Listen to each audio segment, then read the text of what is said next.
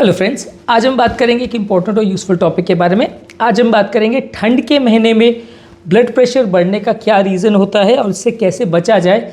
ठंड का महीना आते ही सारे ब्लड प्रेशर पेशेंट्स के लिए दिक्कत हो जाती है, क्योंकि रेगुलर जो उनका साल भर ब्लड प्रेशर का कंट्रोल ठीक ठाक चल रहा है, सडनली वो 10 to 15 मिलीमीटर्स थोड़ा शूटअप हो जाता है और बीपी की मेडिसिन का या तो डोज बढ़ाना पड़ता है या लाइफस्टाइल प्रिकॉशंस उनको बढ़ाने पड़ते हैं। सडनली जो कोलेस्ट्रॉल का कंट्रोल है, बीपी का कंट्रोल है, थोड़ा वर्सन हो जाता है। होने का रीज़न ये है कि ठंड का एक्सपोजर होने से बॉडी को गर्म रखने के लिए ये स्ट्रेस हार्मोन जो कैटेकोलेमिन ज़्यादा बनते हैं। ये कैटेकोलेमिन जो बॉडी में ज़्यादा बनते हैं तो ये ब्लड प्रेशर थोड़ा ज़्यादा ट्रिगर करते हैं। इनकी वजह से ब्लड प्रेशर ज़्यादा होता है। बॉडी अपने आप को गर्म रखने के लिए ये प्रोटेक्टिव मैकेनिज्म है वैसे तो, लेकिन थोड़ा सा ब्लड प्रेशर को बढ़ाएगा।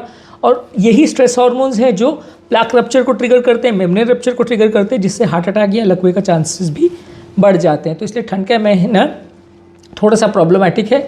एक और इसका रीज़न ये भी है कि ठंड के मौसम में बॉडी अपने आप को गर्म रखने के लिए ज़्यादा खाने की कोशिश करती है, ज़्यादा फैट युक्त चीज़ों के लिए या जंक फूड खाने के लिए भी क्रेविंग ज़्यादा होती है। ये एक नेचुरल मैकेनिज्म है। जैसे जानवर भी हाइबरनेशन में जब जाते हैं ठंड के मौसम में, तो उससे पहले वो बहुत ज़्यादा खाते हैं, उसके बाद वो हाइबरनेशन में चले जाते हैं।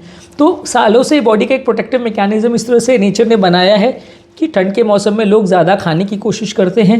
ज़्यादा वैसे भी घर पे रहते हैं, तो घर पे आप जानते ही है कि अगर घर पे रहेंगे तो ज़्यादा खाना हो ही जाता है। अगर आप काम में रहते तो काम में आप बिज़ी रहते तो उस समय खाना वैसे भी कम होता है। जब आप घर पे ज़्यादा रहते हैं तो हर एक का एक्सपीरियंस है कि हफ्ते भर में आपकी जितनी डाइट होती है संडे को उससे कंपेरेटिवली ज़्यादा हो ही जाती है। एटलीस्ट मेरे खुद के एक्सपीरियंस से तो मैं कह ही सकता हूँ।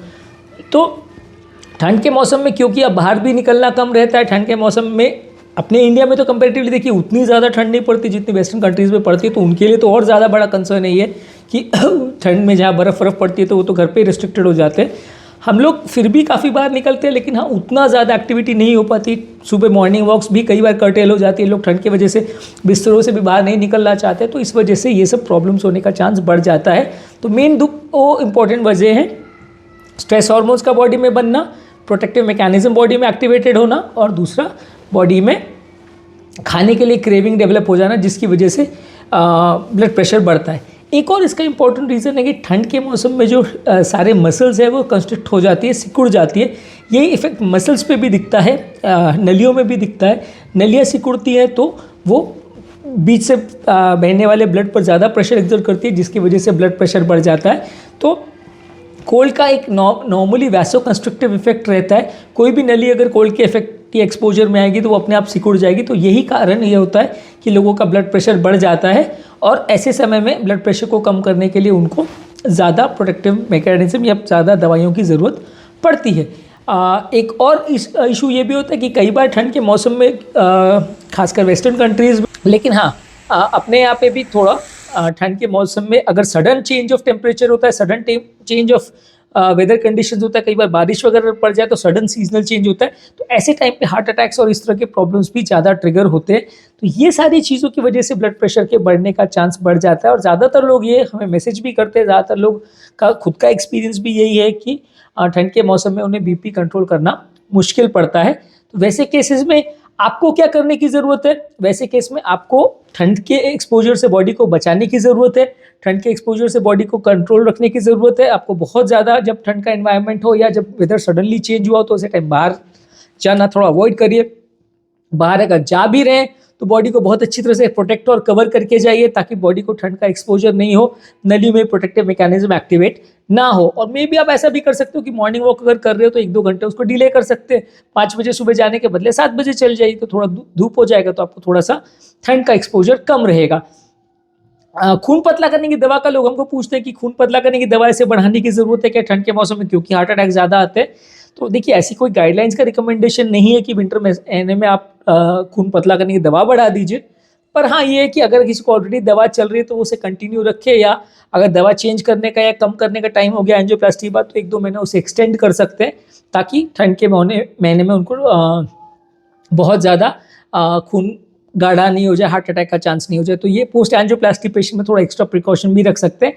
इसके अलावा आपको ठंड के मौसम में भले आपको बहुत ज़्यादा क्रेविंग होगी थोड़ा जंक फूड खाने के लिए, लेकिन आपको हाई प्रोटीन वाली डाइट को ज़्यादा खाना है, नमक को रिस्ट्रिक्टेड रखना है, और वेजिटेबल्स और फ्रूट्स को ज़्यादा खाना है। ठंड के मौसम में वैसे भी साग सब्जियाँ ज़्यादा अवेलेबल रहती है, हरी साग सब्जी बहुत ईजीली अवेलेबल रहती है, उस पर ज़्यादा आपको फोकस करना है, तो कंपेरेटिवली आपका ब्लड प्रेशर रिलेटेड बढ़ने का प्रॉब्लम थोड़ा कम होगा, एक्स्ट्रा दवा का रिक्वायरमेंट थोड़ा कंपेरेटिवली कम होगा।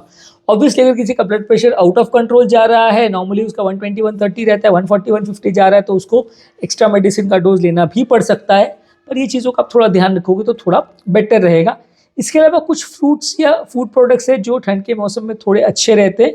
इसमें एक चीज़ है बीटरूट। बीटरूट बेसिकली उसमें नाइट्रेट्स और एंटीऑक्सीडेंट्स रहते हैं जो थोड़ा सा नलियों को डायलेट करते हैं, ब्लड प्रेशर को भी थोड़ा कम करते हैं।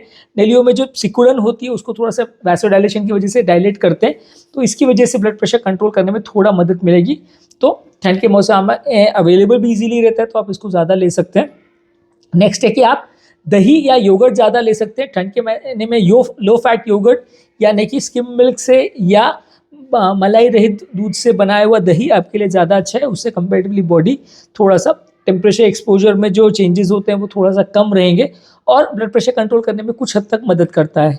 नेक्स्ट है पम्पकिन सीड्स यानी कद्दू के बीज जो है वो आप ज़्यादा डायरेक्टली भी ले सकते हैं, as a regular diet as a snack भी ले सकते हैं।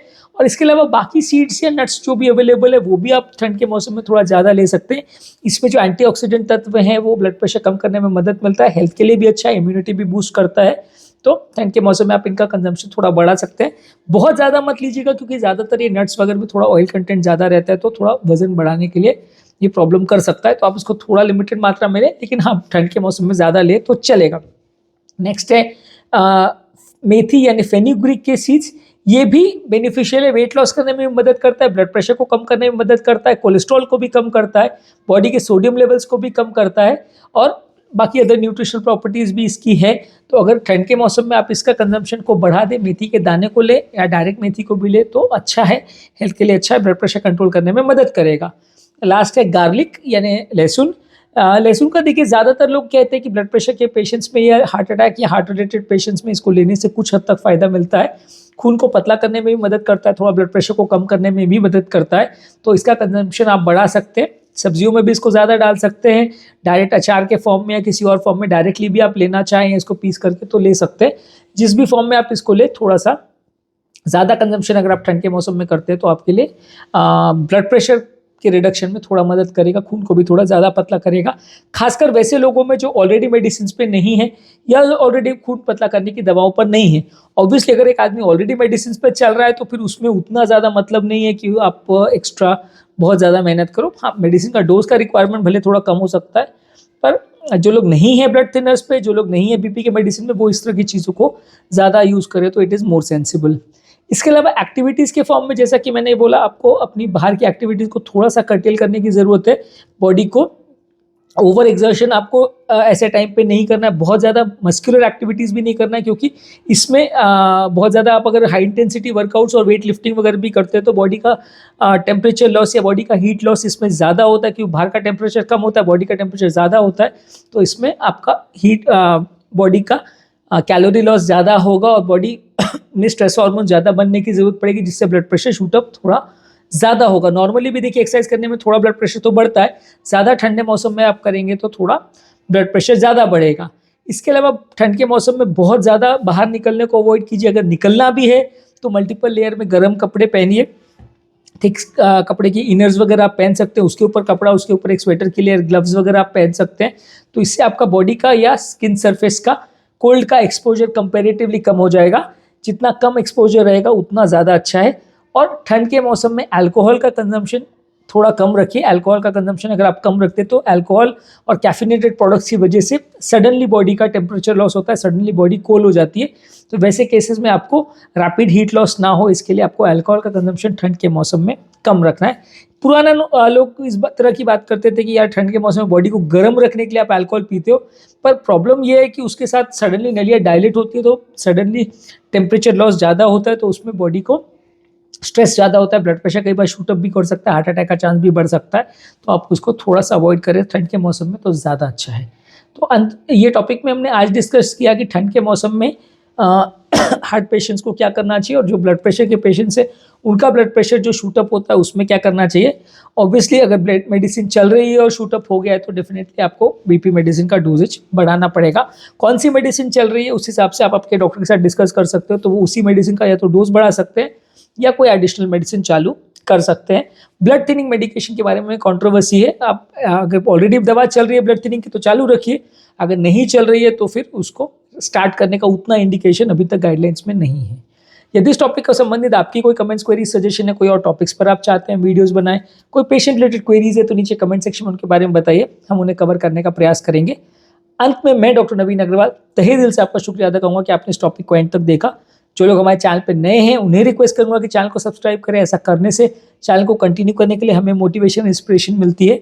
और जब भी हम कोई नया कंटेंट अपलोड करते हैं या यूट्यूब लाइव सेशंस करते हैं तो आपको तुरंत नोटिफिकेशन मिल जाता है, ताकि आप उन सेशंस में एंगेज हो सके और उन चीज़ों का बेनिफिट ले सके।